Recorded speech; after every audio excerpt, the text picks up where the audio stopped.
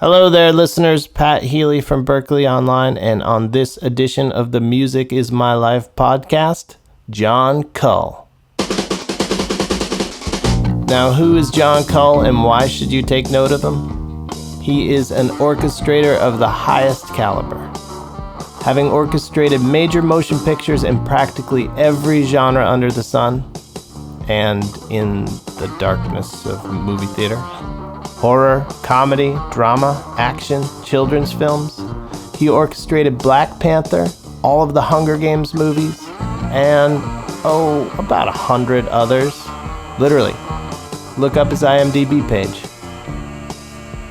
He is also a course author and instructor for Berklee Online's brand new film scoring master's degree program, coming soon in January 2020. Jon Kull says his interest in film composition and orchestration began with movies like the original True Grit, the original Planet of the Apes, Star Wars, and Patton. But his interest in music began even further back, with his mother. Let's let him tell you. My mom is a church musician, both an organist and a choir director. So, and my sister and I would always tag along, whenever she had a rehearsal or something like that. So probably the first music that I heard was from my mom, who plays as an organist, you can imagine, plays a lot of Bach, and so I had a sense of counterpoint, I guess, at a pretty early age. I don't know that it really rubbed off, but I was around that kind of music a lot, that and choral music. When did you start taking lessons? When I was about 6 years old, and my mom was my first teacher. Yeah, so she taught me piano, and we got into a little bit of theory, but it was mostly just piano. I didn't really start writing music until I was a teenager. And were the lessons a structured affair where, like, every week you'd meet with her for this, or was it more casual? It was pretty structured. We met weekly, and she had me on the method book. She taught a number of people, so she had her method, and so yeah, it was very, very structured, I'd say. And how about your siblings? Did they play as well? I have one sister. She's a couple of years younger, and she also plays. She's pretty versatile too, because she plays. She played a number of instruments growing up, both piano, bass, clarinet, saxophone. So she's tried a number of different things. She still plays. And you said you started composing as a teenager. And what was that composition as you do now, or did you get involved in any sort of rock scene? Through the high school music program, I started writing for some of the ensembles there when I was around 16. And there were some earlier efforts for piano, but the main things that I started writing for were the jazz band and the orchestra. I was entering a contest. There was a PTSA contest that they do every year on a theme. I think it's called the Reflections Project or something like that. So I wrote something based on a piano piece that I wrote. I kind of arranged it for string orchestra plus a few winds, and recorded that and submitted it when I was about 16. And I won third place. So. Right. So did that set the stage for you to say, okay, maybe I have a future in this? I suppose so. I definitely had the ambition a couple of years before that, I think. When I got into high school in ninth grade or so, I had just sort of been exposed to the music of Ravel. And that was a real eye-opener for me. Definitely a lifelong source of inspiration. First piece, I guess I remember really diving into of his was the orchestral suite, Le Tombeau de Couperin. And I was obsessed with Ravel pretty much through the rest of high school. Now, that I imagine is pretty unique for a high schooler. Yeah, I don't think there was anybody in high school that I really was able to relate too much about this. There were people in our circle that I could talk to, but as far as other musicians, among my peer group, probably I was pretty much alone in that interest. I started kind of finding my own path right around then. Finding your path at that age, how did that lead to your next step and where you went to college? And was there any pushback from your parents, or I mean, I'm guessing your mom studied music to some great length. So there was definitely some pushback, mainly along the issues of having concerns about how to make a living and all the usual stuff. But my parents were really quite supportive when I kind of made my final decision. When I was looking for colleges to go to, I wasn't necessarily going to go in as a music major. I had applied a few different places, but I ended up going to the University of Colorado at Boulder, and I was a music major there. Interestingly enough, as a composition major, finally, not a piano major. I had in high school, I took a course. It was not really a college course, but it was taught by Wayne Scott, who was the professor up at CU Boulder, and it was composition. There were a couple of other guys in the class, and we would just meet. This was probably, I think, the fall semester of my senior year in high school, and I think that really kind of solidified things for me. I realized that I wanted to study this seriously, and he was a fantastic teacher, and he introduced me to a number of different things, like 12-tone music, Roy Harris's Third Symphony, which is another one of those touchstone pieces for me, and just a very knowledgeable guy, a great music theorist, and great arranger in his own right as well. So that was a strong influence for me in high school, and that really helped solidify my decision to go on with music, and specifically music composition. So you grew up in the Boulder area? It's a suburb of Denver, actually. Arvada. And so you knew once you met Wayne that you wanted to study with him more. I didn't actually. I think they assigned me somebody else when I got there, which was fine. I studied with Cecil Effinger, who actually did study with Harris. So it was a good pedigree up there. But I always stayed in touch with Wayne. And sophomore year, and I believe junior year also, I studied with Charles Bacon. And senior year was Richard Tenzing. And they were all really great, very different writers too. Right. I was going to ask you, did any one more than another become a mentor? Well, they all had an influence on me.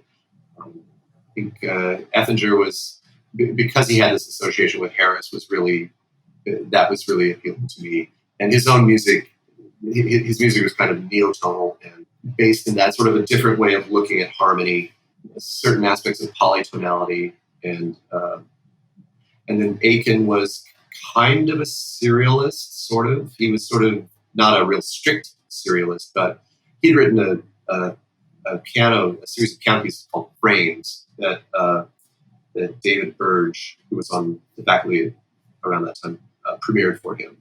And that was a very kind of a stark piece that did kind of have its basis in a tone row that he came up with. He also wrote a symphony while I was there that was kind of based around a tone row, but it was kind of a tonal use of a tonality, though, if you can imagine. He really kind of did. He constructed the row in a way that sort of had tonal implications. So that made an influence on me too. I should say that when I first got to CU, I think I probably had some rigid ideas about what I thought music should sound like, mm-hmm. and gradually through the seminar that they had you attend every week, I got exposed to a lot of different things and stuff that I considered kind of really wild at the time. But I learned to listen with what Roger Sessions called a willing ear, and that's interesting to me because there are other fields of art where a more modern outlook plays better, because visually somehow I think sometimes it's not as jarring to look at something, but when you're listening to music, that's a time commitment and it's experienced over time, and I think that kind of plays into the fact that that sometimes people aren't as receptive to newer works. Mm-hmm. So that took a little adjustment. Right. And actually, the more I explored things, the more interested I got in certain things. The professor that I had that really sort of turned that around for me, I would say, was Tenzing, who they made you write a notebook. They wanted you to listen to a number of different things and then either analyze or give your impressions of them. And there was one piece in particular, I don't remember what it was, but it was really on the edge and kind of didn't really present a structure or organization that I could figure out. And I expressed frustration about that in my note. I said along the lines of, does he really think this is music or something? And it really kind of reactionary comment. And Tenzing was very gracious in his response as he wrote back in the notebook and said, you shouldn't let your outlook on composition ossify so early. You did use the word ossify. and I really kind of took it to heart because he was very gentle about his critique of my critique. Yeah. And that, that really kind of opened up my mind and my ears. And what year was that? Is that freshman, sophomore? Or? That was, I believe, my sophomore year. He wasn't yet my composition professor, but he ran the seminar. Right. So in this time in your college career, what are you thinking you'll do after school? Let's see. I was still, at least through freshman and probably most of sophomore year, I was thinking in terms of just being a composer. Mm-hmm. and sort of in the abstract, really, because I hadn't thought about a career path and hadn't really thought about what being a composer would entail as far as, how would I make a living? I guess there was at the back of my mind some kind of fantasy about, moving to a place like New York or Paris and just sort of and partaking of the bohemian existence, Right. But at the end right after sophomore year, my sister graduated from high school, and my grandmother on my mom's side came to her graduation. And just in the course of being around and doing stuff together, we all went to go see a movie, and we split up at the multiplex. And Granny Shoup and I went to go see Poltergeist, mm-hmm. Which has this mind-blowing Jerry Goldsmith score. And I was familiar with his work already. I mean, I was pretty interested. When I was like 6 years old, I saw Planet of the Apes. And I don't know how I can convey to you, just how a score like that could make an impression on a 6-year-old. But boy, it did. That and one was around the same time, True Grit, and also Pat. So the Elmer Bernstein and another Goldsmith score. And those were three that when I was in elementary school, I was already kind of hip to that. Yeah, were you learning the main themes like with your mom in the piano lessons? No, we didn't really cover it in piano lessons. I don't think. I would just in my own little sort of spare time, my own explorations. Sometimes I would try to do stuff. And it's probably a bit harder at that time because those soundtracks might not have even been commercially available, right? Well, let's see. I never did get the soundtracks. I think they probably did release soundtracks. They did at that time. But I just don't remember ever seeing True Grit soundtrack in the record stores, Yeah. Well, that Patton, the Patton is a long movie, and the score doesn't really come in until late. Right. Yeah. So there's that. I mean, I didn't really ever go look at the record stores for that kind of thing. Although, now that I think about it, there was one other movie, and that's 2001, Space Odyssey. And, mm-hmm. and my parents actually got the soundtrack for that. So, but they took me one Sunday after church to go see that when I was 6 or so. And that was a head expansion for sure. Oh yeah. In many, many ways. Yeah. But so you go see Poltergeist with your grandma, and then you come out of there. Are you a changed man? yeah, that's pretty much when I said, hell yeah, I'm going to be a film composer. So That's awesome. yeah, but that was definitely that was an inflection point right there. So what changed in that was a summer movie. What changed the next year with how you approached your studies? I still was kind of focused on getting getting my vocabulary up and just working on the craft. I didn't, as I started to kind of make efforts to get some projects involving film. CU had a film school; they still do. I mean, and in fact, at that time, I think Stan Brakhage was still there. But I never really pursued that quite as much as I could have. I think part of it was that I added piano as a major when I was a junior. Mm-hmm. So I was kind of doing a double major, and I think also I was still interested in so-called serious music. Do you feel like composing for film gets kind of a bum rap, like doesn't get the respect? The way you're talking about the bohemian lifestyle of smart music, and I understand it. And do you think that perception has changed? Definitely. I think it's a lot more mainstream than it used to be. What do you think is responsible for that? I think a lot of it is through the culture, and I think probably the most obvious answer would be John Williams, mm-hmm. because he really, really mainstreamed the orchestral score, brought it back, from what it used to be. I mean, that was another, seeing Star Wars in 1977 was another big deal, and I think probably about that time things began to change, and film soundtracks definitely spiked in popularity, or started to right around then. And then you have certain guys like Carigliano with Altered States, who kind of crossed over from the classical world, and Goldenthal later on, who I think those things also had an effect on legitimizing it for the academic world. Right. So you get out of school. What's that? 1984. I actually went an extra year because of the two majors, so I graduated in 85. Okay. So then what's your first hustle right after? My first hustle was actually to continue school, and I was all set to go to the University of Michigan, but I was vaguely not quite on board with it because I still felt the pull of film music, and this had come to become a topic in lessons for me when I was studying with Richard Tenzing. He knew about my interest, and he was suggesting places to go, and he mentioned the Dick Grove School, which he thought something like that would be, if I really wanted to get into film music, that would be a great next step, because you specifically studied writing for media.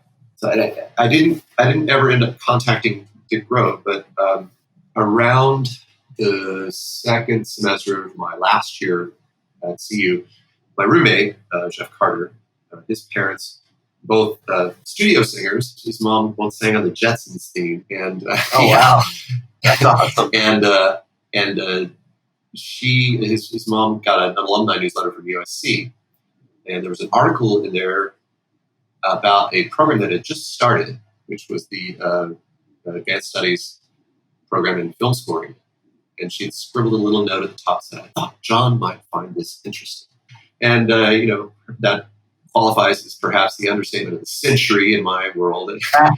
And so this was kind of late in the game, but I contacted USC, ended up applying, and ended up being accepted. And that was that. It was a year-long program. It was complete immersion in all things related to film and TV music. The courses were taught by industry people, working professionals like Bruce Broughton, who was our first composition professor. We also got lessons from Lawrence Rosenthal and a host of other people, and a lot of guest lectures, including one that I got to set up because I sort of became the program coordinator for our seminars. So we got Jerry Goldsmith to come for one. So, and I think he was actually involved a little later on in teaching there. So this was, I couldn't have asked for a more comprehensive immersion in the field. Right. It was really perfect at the time. Yeah, and if you were responsible for getting Jerry Goldsmith there. Well, I mean, they gave me numbers. Like here's the number of his assistant. Call her, and I some groundwork had been laid. So right, but that's great. You had started networking already. Kind of, yeah. Yeah, definitely got to talk to some agents and things like that as well. So you finished the program, and then what's your first gig then? The first gig, kind of delayed a little bit more even. I had a girlfriend back in Colorado, and just wanted to see how that would turn out. And so I ended up going back to Colorado after I finished the USC program, and that ended up not working out.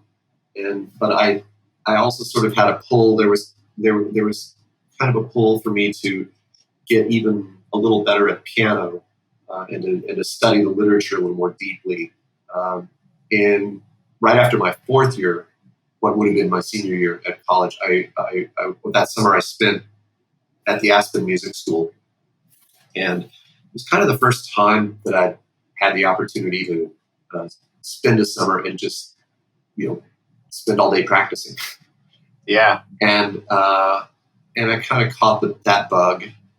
I think there was still part of me that wanted to focus on performance. So I ended up going back to CU Boulder for a master's in piano. And so it took a couple more years, at which time I think that itch had been scratched, and I was ready to kind of move on and get going on this career in film music. Now, I imagine, though, it might have seemed like a detour, but I imagine it informed all the composition and orchestration you'd later do.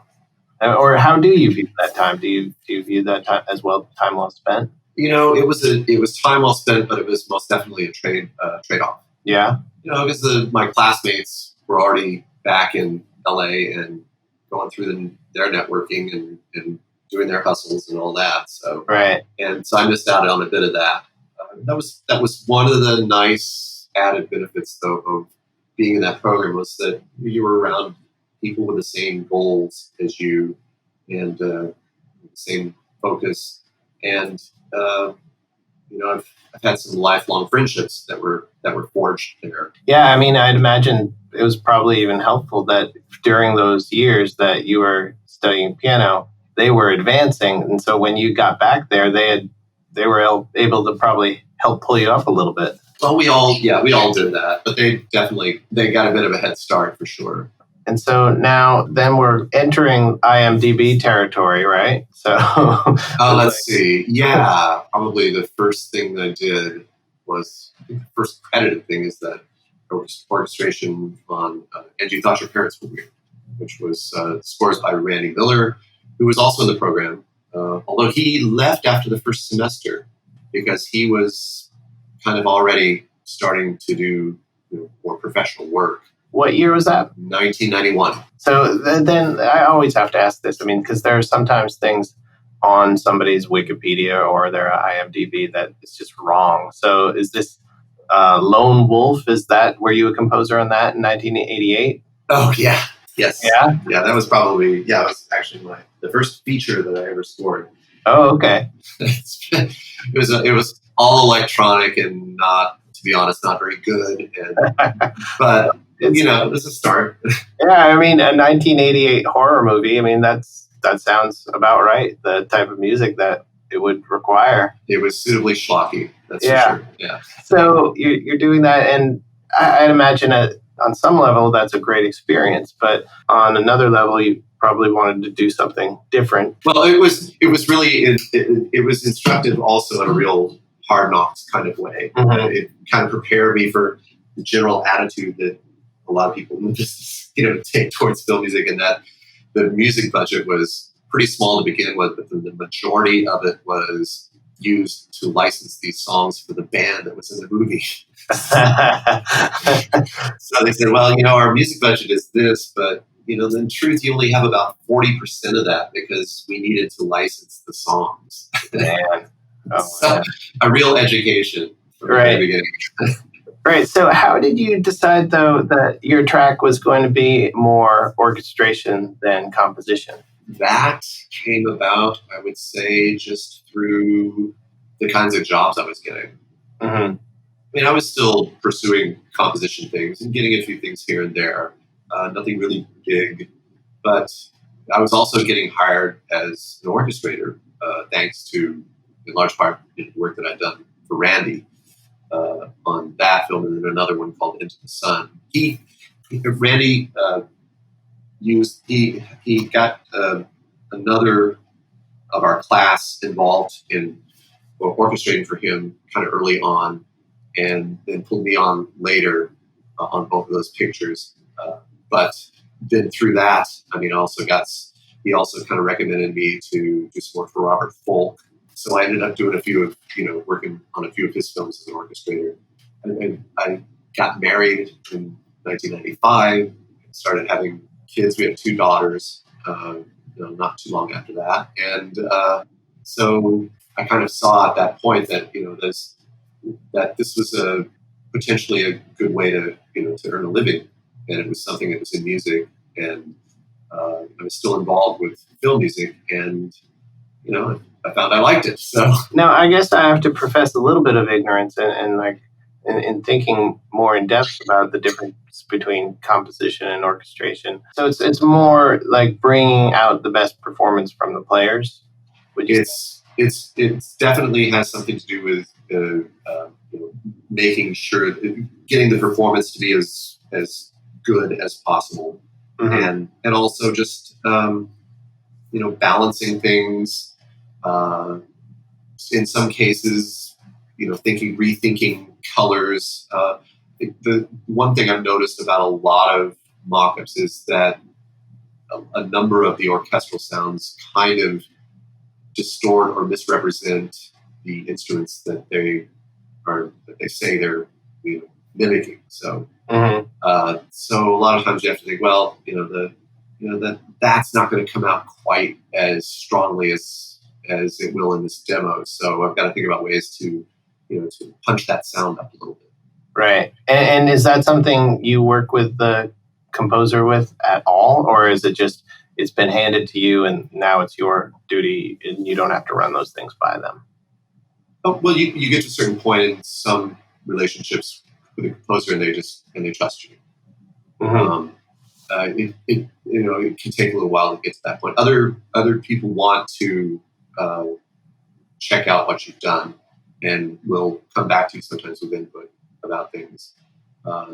So it's kind of all over the place. Right. I think if you develop a long-standing relationship with a composer, that's really the best circumstance, I would say, because you kind of get in the foxhole with them, and you start to get a feeling for their tendencies, what they like, what they don't like, and what you need to do to give their music the best representation of them, right, for the orchestra. And over the years, who have been some of your most key collaborators? Let's see. One composer that I did a lot of orchestration for early on is Christopher Young.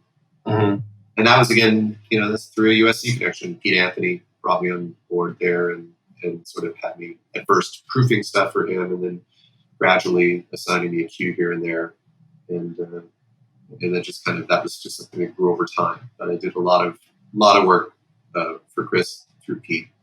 And so that was an important early on relationship.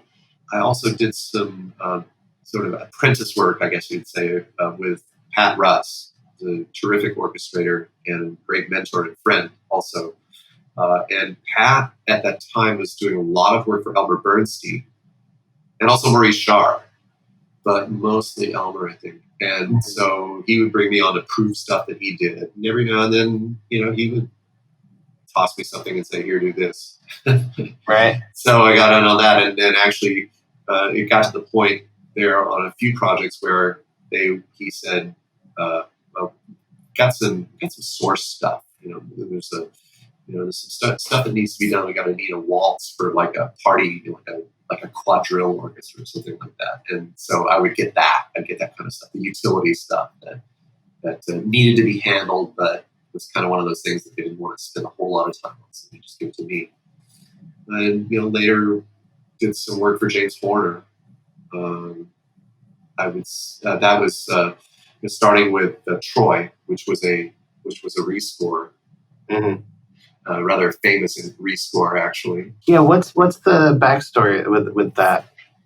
I don't know the entire story, only the sort of the general sketchy details. But right, the film tested apparently well, and the director was over the moon with Gabriel Yared's score. But then they tested it again, and I think they may have gotten a comment back about the music or something else that was unrelated, but they somehow ended up not being as enamored with the score as they were, and it somehow just got tossed with about 3 weeks before they had to get it to the dub. So wow. So that was Randy Kerber was the principal orchestrator at the time, and I got a call from him, and Conrad Pope was on it, and Eddie Karam was on it, and then there was me. It was kind of like my first experience with working on a Horner film, and it was really wasn't time to think about anything. It was just kind of like just turn it out. Right. But it was a really rewarding experience too. Though I mean, I got to go to I guess it was the final session, and it was a cue that I did orchestrated. It was must have been about 10 minutes long. It was the fall of Troy. It was the sacking of the city, and it was back at Todd AO, and it was packed to the gills. Todd was already the hugest room in town, but they had 100 plus orchestra plus a women's choir that they'd flown in. It's the Bulgarian women's choir plus vocalist that Horner liked to use then as well, and then five grand pianos all lined up at the very right next to the recording booth, so behind the conductor. Wow. And so the place was just full. That was an overwhelming cue, an overwhelming musical experience. They spent all morning on it, and they got a great take. But that was really a high point, one of the high points for me in terms of orchestration work. Yeah. So you mentioned how you were at that session, but up to that point, were you not going to every session? There was no time. Yeah. That happens a fair amount. You'll still be working while sessions are going on. So right. I don't always get to go until the end. I can think of a similar experience that actually was maybe a little bit more intense even, and that was working on King Kong for James Newton Howard. And there was a clutch of orchestrators on that one for sure. Must have been about 8 guys, but we were working all the time. And that was also a rescore. It was Howard Shore. There was one instance where Peter Jackson wasn't quite in sync with Howard. I don't even know what the circumstances are. They got James to come in, and I think he had about 3.5 weeks, and that was just unreal. They kind of recorded in dribs and drabs. They'd have a few days of writing, a couple of days of scoring, and then it would just go on and on. Like they would alternate all in the course of about 3.5 weeks, and it was everybody got pushed to the limit on that. And I have to say, just overall, that had to have been the LA music scene's finest hour as far as putting a score together. The performances were all great. The prep, the orchestration, all was just so tight and so solid, and we got it done. Well, yeah. How do you take something like that? I mean, I'd imagine that's probably even part of the curriculum of the film scoring masters is to take that sort of thing in stride. Yeah. Well, yeah, you do. You just learn to take it in stride. I mean, that the cue that I worked on for Horner, Troy, the one that was, and I have to say it was a triumph. Everybody was just patting each other on the backs afterward. It was really just a supreme musical experience. I go back into the booth to talk to James and just to tell him how much I enjoyed working on everything, and I come in there to find that they're already making changes to that cue and cutting out this glorious part of the that worked for this big trumpet fanfare. They took it out because it was just wasn't the director wasn't grooving on it, and I said to James at the time, boy, this must be so horrible, terrible that this is happening. And he very matter-of-factly said, well, it's the director's picture. You have to make him happy. Right. So you think of somebody of the stature of James Horner who thinks very pragmatically like that and serves the picture as the director's vision. It was very instructive for me. And it would really be remiss of me to not mention Douglas Pipes, because that was a real, he's been a real pivotal person in my career as far as orchestration and other things as well. But Douglas, I first worked with him on Monster House, which was a film that he had worked with that director before on. I believe it was a UCLA student film. The director's name is Gil Kennan. And Gil, once he got this rather big animated feature, wanted to stick by his composer. And the studio, I guess they balked a little bit, but they said, okay, well, we'll audition your composer, essentially. And so as the audition for Douglas was to basically mock up the entire score, and then they just judge it, I guess, from that. But he passed with flying colors, and in fact, a lot of that ended up being used directly. I mean, it was orchestrated then at that point. But he did have to submit a mocked-up score pretty much for the entire movie. And then at that point, it was Leah at Sony sort of put us together. She, I think, had a couple of orchestrators in mind. Douglas called me, and we got together and hit it off right away, actually, right from the beginning. And so that was a really great project with a big score. I mean, there were really no constraints put on it as far as I was able to get the orchestra that I thought I needed without really any conditions. I did scale it so that the bigger cues, were with the big, like the more involved actiony type cues were with the bigger orchestra. And I tried to scale the orchestra back for the smaller stuff as well, trying to be budget conscious. But it was really a great experience all around. Now, with all the work that you do and we're doing at this time, and you were saying you're too busy to go to the sessions a lot of the time. And how often are there movies that you've orchestrated that you have never even seen? Yeah, that's kind of the norm now, I'd say. Really? I don't get to see many movies that I work on. And during the process, the orchestrating process, are you privy to viewing the clips that the music will appear in? It's not a guaranteed thing. Sometimes the composer will want you to look at a scene that you're orchestrating, maybe about half the time. But it's not always an expected thing. But if the composer thinks that it would be beneficial for you to have a look at the scene, then they'll arrange for you to have video. But one obstacle to a lot of this, I think, is the studios, because they're pretty tight-fisted about letting go of cuts, film cuts and things, and they don't want us to get out there. So that's kind of an obstacle. And Avatar, that was really had to kind of jump through some hoops to make that happen, but it did.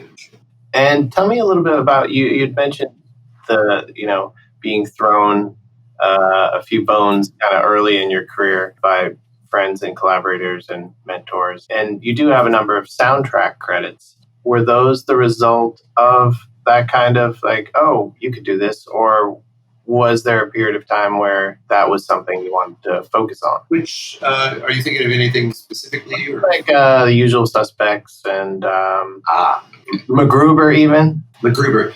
That was actually, MacGruber was, they used that in the show, Saturday Night Live.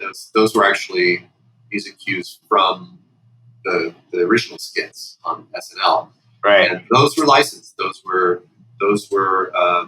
library tracks that I wrote for, as it turns out, a former classmate at USC who is one of the founders of Megatracks. So they're in the Megatracks library, and they got licensed for the film in addition to being on Saturday Night Live.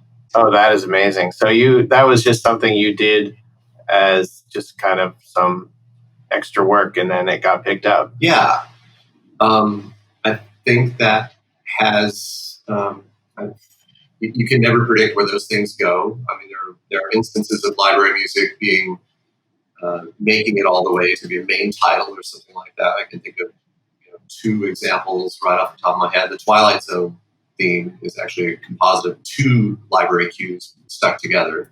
That's awesome. And the Captain Kangaroo theme also is from a library.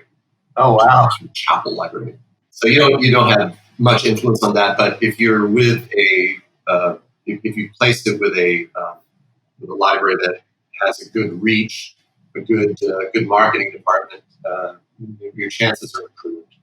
But again, that's a lot of that comes down to connections as well. And Megatracks for a number of years had a good connection with NBC. So when did you see that sketch for the first time?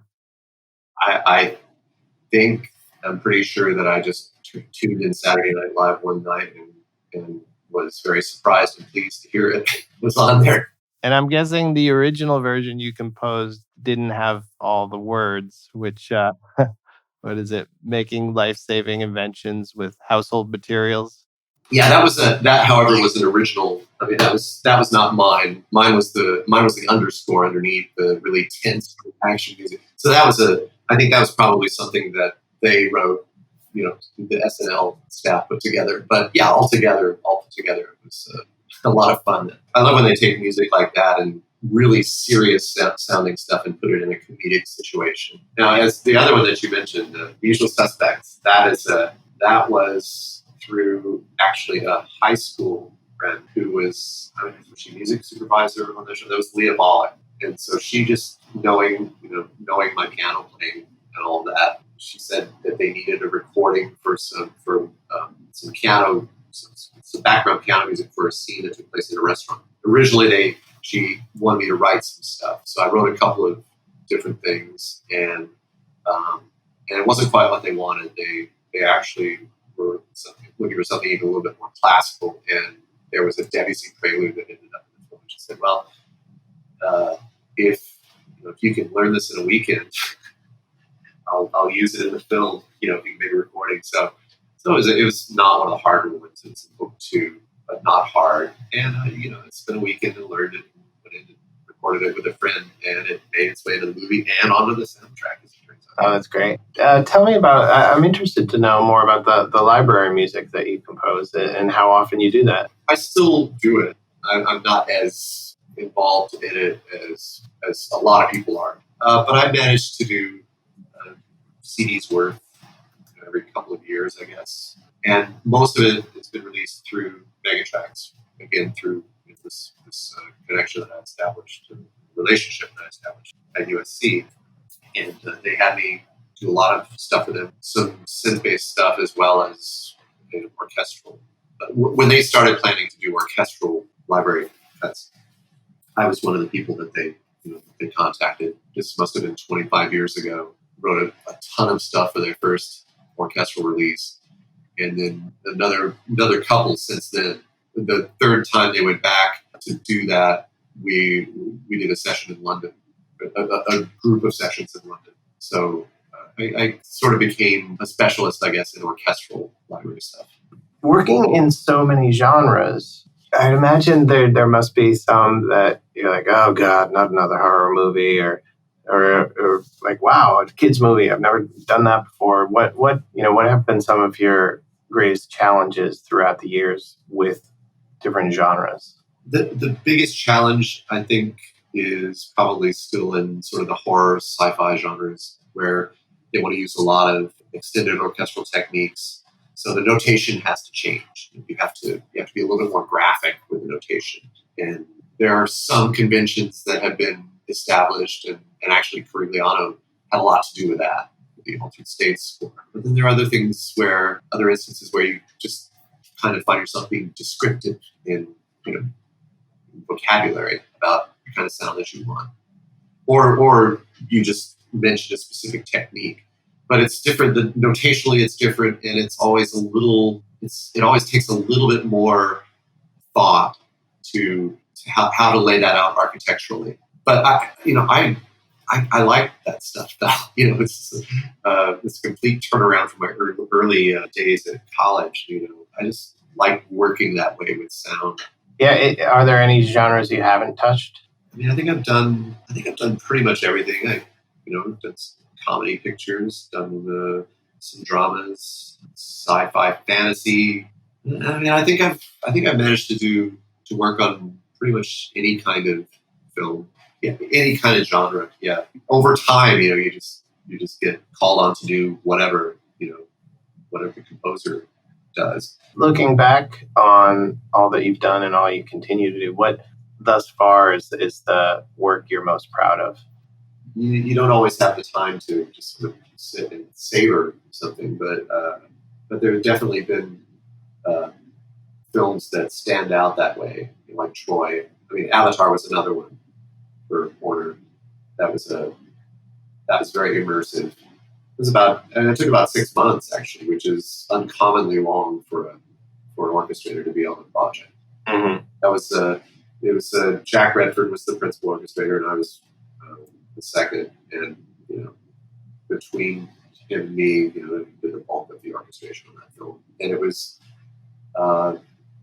really very rewarding seeing when we first got called to look at film. I didn't know what to expect, and that was just I was so amazed seeing clips of that film. They were preparing actually a promotional reel for Comic-Con. Mm-hmm. So that's kind of why they brought orchestrators on early, so that they would have a soundtrack to play for the clips that they were using. And those cues ended up staying pretty intact in the film anyway.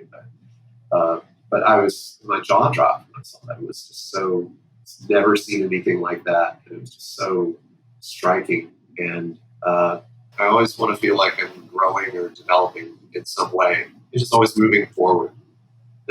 Music is, it's a lifelong profession.